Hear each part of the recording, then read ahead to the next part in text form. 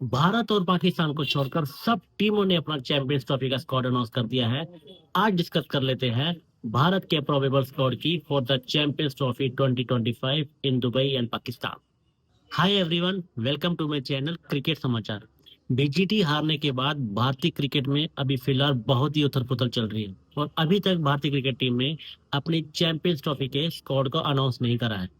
तो आज बात कर लेते हैं वो 15 प्लेयर कौन होंगे जो जाएंगे चैंपियंस ट्रॉफी के लिए। बात करते हैं ओपनिंग स्लॉट से ही। रोहित शर्मा आपके फर्स्ट चॉइस ओपनर रहेंगे ही रहेंगे क्योंकि वो आपके कैप्टन है और उनका ओडीआई फॉर्मेट में कोई सानी भी नहीं है। बात अटक रही है दूसरे ओपनर पे, क्योंकि जायसवाल का जो हालिया फॉर्म है हर जगह यही बात हो रही है कि गिल के ऊपर उनको तवज्जो दी जाए। लेकिन मेरा मानना यह है कि पिछले कुछ अरसे से जो गिल ने प्रदर्शन करा है ओडीआई क्रिकेट में उसको आप नजरअंदाज नहीं कर सकते। तो आपकी फर्स्ट प्लेइंग 11 में तो गिल को ही होना चाहिए। अगर गिल आपको आउट ऑफ टच देखते हैं या आउट ऑफ फॉर्म देखते हैं तो आप अपने स्क्वाड में जायसवाल को जरूर लेके जाइए ताकि जब भी जरूरत पड़े जायसवाल आप रेडी रहें गिल को रिप्लेस करने के लिए।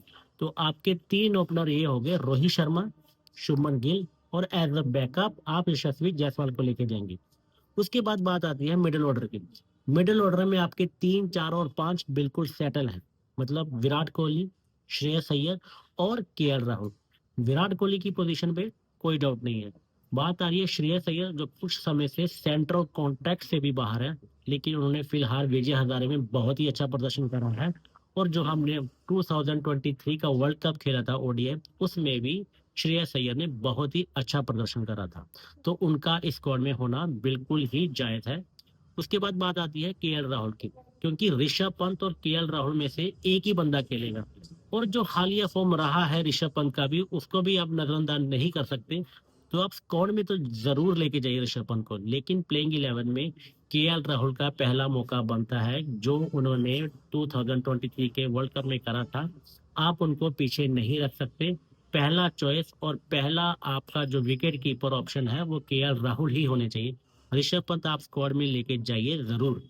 लेकिन कुछ जगह ये भी बात हो रही है कि संजू सैमसन को भी एज ए ऑप्शन देखना चाहिए। संजू सैमसन ने टी20 क्रिकेट में हाल ही में बहुत अच्छा प्रदर्शन करा है और उनके इस प्रदर्शन की बदौलत ही ऋषभ पंत को टी20 से बाहर करा गया है और उनको परमानेंट टी20 का मेंबर बनाया गया है। मैं बात कर रहा हूँ संजू सैमसन की। जो हालिया हमने टी20 स्क्वाड अनाउंस करा इंग्लैंड के लिए उसमें संजू सैमसन का नाम था, ऋषभ पंत का नहीं था। तो ओडीआई क्रिकेट में संजू सैमसन की जगह अभी नहीं बनती है क्योंकि आप एक ही बैकअप विकेट कीपर लेके जाएंगे और वो है ऋषभ पंत। संजू सैमसन को अभी थोड़ा और वेट करना पड़ेगा। उसके बाद बात कर लेते हैं ऑलराउंडर्स की। मेरे हिसाब से भारत को 4 ऑलराउंडर्स लेके जाने चाहिए स्क्वाड में। 2 spinning allrounders that is Ravindra Jadeja and Akshar Patel और 2 fast bowling allrounder that is Hardik Pandya and Nitish Reddy. इसमें क्या है कि आप 3 ऑलराउंडर्स को खिला सकते हैं टीम में, क्योंकि रविंद्र जडेजा, हार्दिक पांड्या और अक्षर पटेल का हालिया प्रदर्शन बहुत ही अच्छा रहा है लिमिटेड ओवर क्रिकेट में। और नीतीश रेड्डी को आप एज ए बैकअप लेके जा सकते हैं हार्दिक पांड्या को। अगर जरूरत पड़ी तो कि हार्दिक पांड्या को हल्का सा निगल हो गया या हार्दिक पांड्या चोटिल हो गई सिर्फ एक मैच के लिए, तो आप उनको एज ए रिप्लेसमेंट देख सकते हैं। वाशिंगटन सुंदर को भी कई जगह मैंने देखा है कि लोग बात कर रहे हैं कि वॉशी को भी लेके जाना चाहिए। लेकिन वाशिंगटन सुंदर को अगर आप लेके जाएंगे तो आपके पास एक ही तरह के 3 ऑलराउंडर हो जाएंगे दैट इज अक्षर पटेल, रविंद्र जडेजा और वाशिंगटन सुंदर। तो आप उनको कैरी नहीं कर सकते क्योंकि रविंद्र जडेजा और अक्षर पटेल से भी हो सकता है कि एक ही खेले। और अगर 2 की जरूरत पड़ेगी तो इन दोनों का पहले बनता है राजस्थान की वाशिंगटन सुंदर। तो आपके ये 4 allrounder that is Reddy, Hardik Pandya, अक्षर पटेल और रविंद्र जडेजा, ये आपके स्क्वाड में शामिल जरूर होने चाहिए। आगे बात कर लेते हैं स्पिनर्स की।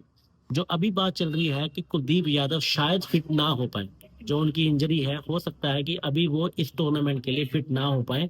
तो उनके रिप्लेसमेंट के लिए 2 ऑप्शन जो सबसे प्रोमिनेंट है that is Ravi Bishnoi and Varun चक्रवर्ती।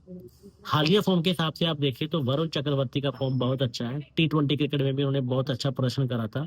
तो मेरी टीम में अगर मैं देखूं तो मैं अपने स्क्वाड में as a spinner Varun Chakravarthy को जरूर लेके जाऊंगा रवि बिश्नोई के ऊपर। और उसके बाद बात करें फास्ट बॉलिंग की, तो सबसे बड़ा झटका हमें यहाँ लगा है। मैंने जब बीजीटी पे भी वीडियो बनाई थी तीसरे टेस्ट मैच के दौरान ही मैंने बोल दिया था कि हम जसप्रीत बुमराह को बहुत ज्यादा एक्सपोज कर रहे हैं। जसप्रीत बुमराह को हम बहुत ज्यादा यूज कर रहे हैं। अगर ऐसा हम कंटिन्यू करते रहे 5वें टेस्ट मैच तक तो हो सकता है कि चैंपियन ट्रॉफी में भी जसप्रीत बुमराह हमें ना दिखे और अंत में वही होता हुआ दिख भी रहा है। जसप्रीत बुमराह अभी पूरी तरह से फिट नहीं है, और अगर आने वाले कुछ दिनों में जब तक स्क्वाड का अनाउंसमेंट नहीं होता है, जसप्रीत बुमराह की इंजरी पे ऐसे ही कशमकश रही, तो हम जसप्रीत बुमराह को इस चैंपियंस ट्रॉफी पे नहीं देखेंगे। और इससे बड़ा झटका भारतीय क्रिकेट टीम के लिए नहीं हो सकता कि आईसीसी के इतने बड़े टूर्नामेंट में आपका प्रीमियम फास्ट बॉलर बाहर बैठा है। और ये सबसे बड़ी गलती रही है, हम हारे हैं बीजीटी। बीजीटी हम बहुत बुरी तरह हारे हैं, लेकिन जो सबसे बड़ी चोट हमें लगी है वो ये है कि हमने जसप्रीत बुमराह को चैंपियंस ट्रॉफी के लिए खो दिया। उनका रिप्लेसमेंट तो कोई भी नहीं है, लेकिन उनकी गैर मौजूदगी में कौन से ऐसे फास्ट बॉलर होंगे जिन पर भारत दाव खेलेगा उनको चैंपियंस ट्रॉफी जिताने का।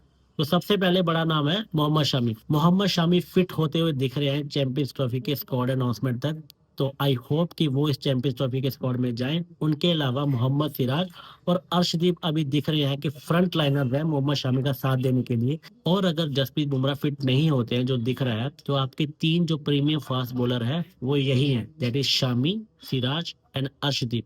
इन तीनों के होने से आपको क्वालिटी भी मिलेगी और तीनों का बिल्कुल ही अलग अंदाज है। इसके अलावा अगर आपको कोई फास्ट बॉलर लेके जाना है तो आप रिजर्व में लेके जा सकते हैं, क्योंकि स्क्वाड में आपको जरूरत नहीं है। आपके पास हार्दिक पांड्या है, आपके पास नीतीश कुमार रेड्डी है, और आपके पास तीन फास्ट बॉलर है। प्लेइंग 11 में भारत मोस्ट प्रोबेबली दो फास्ट बॉलर और तीसरा फास्ट बॉलर हार्दिक पांड्या ही होगा।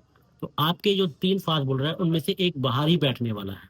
तो ये होगा मेरा 15 member squad for the champion trophy 2025 in Dubai and Pakistan. इसमें आपको देखने को मिलेगा कि ज्यादा चेंजेस दिखेंगे नहीं जो भारत अनाउंस करेगा फॉर श्योर। एक जो पेज फंसा है जो मेरे को लगता है कि चेंज हो सकता है, दैट इज नीतीश कुमार रेड्डी। मेरा सिर्फ लॉजिक यही है कि अगर आप वाशिंगटन सुंदर को भी स्क्वाड में रखेंगे तो आप तीन स्पिनर तो खिलाने वाले हैं नहीं जो एक ऑलराउंडर के तौर पर खेलेंगे। तो नीतीश कुमार रेड्डी को मैंने सिर्फ इसलिए रखा है कि अगर हार्दिक पांड्या को कहीं निकल या कहीं चोट आती है तो वो परफेक्ट रिप्लेसमेंट है। आप फास्ट बॉलिंग ऑलराउंडर को निकाल के स्पिन बॉलिंग ऑलराउंडर को नहीं खिला सकते। इसके अलावा अगर रिजर्व की बात करूं तो फर्स्ट रिजर्व मेरा रहेगा रवि बिश्नोई, क्योंकि अगर मान लो किसी स्पिनर को कहीं चोट लगती है तो आपके पास एक ऐसा बैकअप स्पिनर है जो विकेट टेकिंग एबिलिटी रखता है, और उन्हें जहां भी उनको मौका मिला उन्होंने अच्छा करा है।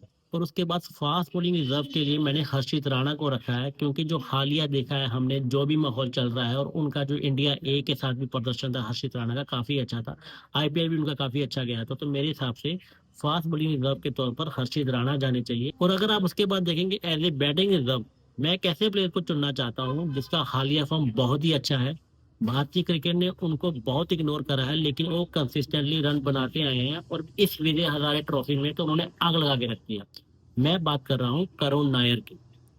करुण नायर को तो जो करंटली हालात है भारत की टेस्ट टीम में भी कंसीडर करा जाना चाहिए। उस बंदे ने इतने रन बनाए हैं। उस बंदे ने ये इंटरव्यू में अभी रिसेंटली बताया कि जब मैचेस नहीं भी होते हैं, जब डोमेस्टिक क्रिकेट नहीं भी होती है, मैं अपने घर से 3 से 4 घंटे दूर जाके नेट प्रैक्टिस भी करता हूँ।